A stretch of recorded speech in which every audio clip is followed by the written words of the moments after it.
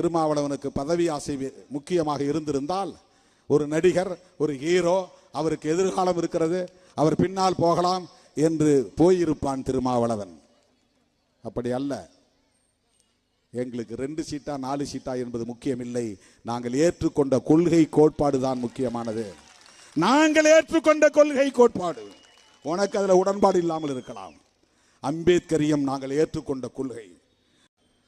உனக்கு எங்க போனாலும் ஒரே கூட்டம்.